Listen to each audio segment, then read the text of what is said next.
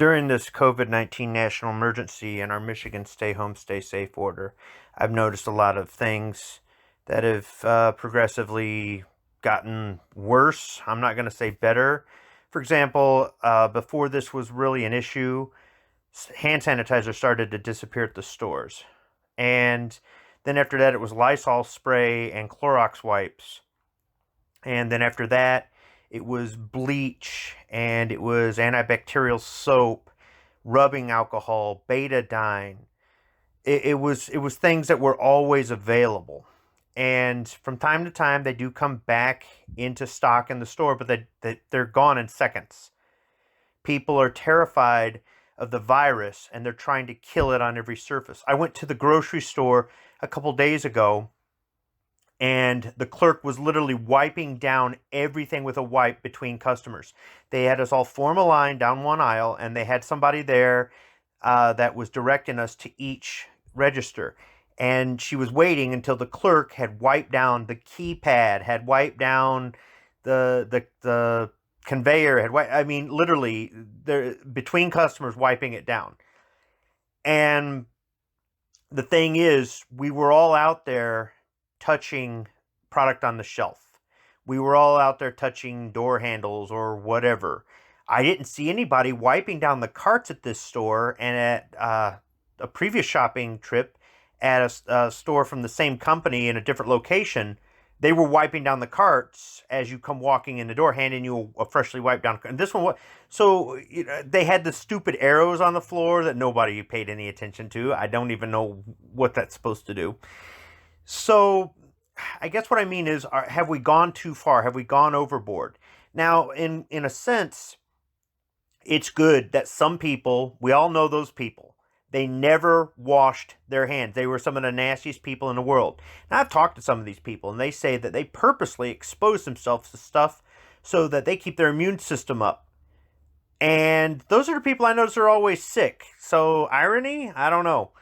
But how many people are still refusing to wash their hands? And I'm not saying you have to wash your hands constantly.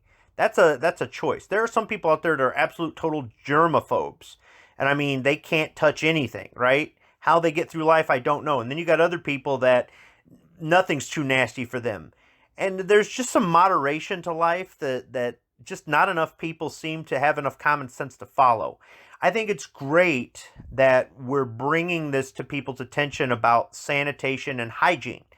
But I think we've gone overboard. When I can't go to the store and buy a can of Lysol or a tub of wipes or a bottle of rubbing alcohol, things I normally keep in my home because we do clean with antibacterial stuff here, it's ridiculous. And when they're telling employers you can let your workers come back to work, but you're going to have to sanitize constantly, how are they going to do it if they can't get this stuff because it's constantly out of stock? And the thing is, back in the day, they were saying, don't use antimicrobial soaps, don't use antibacterial this, that, and the other, because it's bad for you, because in addition to killing the bad bacteria on your skin, it kills the good bacteria. Or this stuff gets into the water table, and then it kills all the microbes that naturally occur in lakes and streams and stuff like that, that take care of what the waste treatment plants don't take care of. And I do think that there's some logic to that. That does make sense. We don't use antibacterial stuff every time we clean. And we don't use it everywhere in the house. There are some common areas that get used a lot that are going to get more cleaning and more often with antibacterial stuff. I mean, for example, we have regular soap in one bathroom and antimicrobial in another. We have two of those little scrubby wands for the dishes at the sink. One has the regular Dawn dish soap in it. The other one has the antibacterial Dawn dish soap in it. I mean, we don't spray down the bathroom every time we go to the bathroom. We use cleaners with bleach and hydrogen peroxide when we're cleaning sinks and tubs and things like that, but that's mostly for hard water stains in addition to the fact that they disinfect. But, we're not cleaning them every day. It's just common sense. If you overdo it, these viruses and bacteria and stuff like that, they could build up a resistance. It could be bad for you or the environment.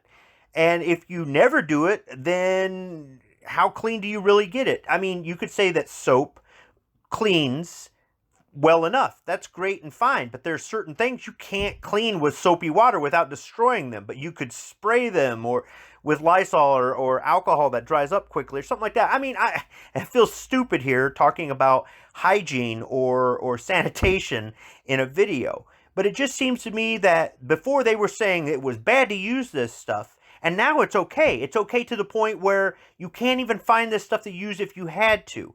And it kind of reminds me of red wine. These experts will come on TV and say a glass or two of red wine with every meal is good for you. Then 6 months later to say, no, red wine's bad for you. Then 6 months later to go, no, it's good for you. Then 6 months, they go back and forth. It's the same thing with first aid training. I've taken a lot of first aid training, and I've seen them change certain things, and I think they're just trying to make it where it's more comfortable for some people to do first aid, because there's some people that refuse to do CPR or something like that. So if you change this or change that, you simplify it for them, and you encourage them to act instead of not act and let the person expire. The thing is, though, they're almost saying, well, yeah, that stuff that we drilled into your head last year, that's a load of crap. This is the new stuff. And it's like, how do you trust these people? So how do you trust all of these experts that are coming out there giving us mixed messages? It used to be, I mean, I just don't know. So for right now, when antimicrobial stuff is available, I use it. Hand sanitizer, things like that. But I don't use it all the time. There's no way to be, unless you want to live in a clean room, there's no way to be perfectly germ, virus, bacteria free. But I'm also not going to go out there and purposely, in my opinion, purposely try to expose myself to something that I know is there. Everything else, it's the same risk I was taking before COVID-19, and it's the same risk that I'll take after COVID-19.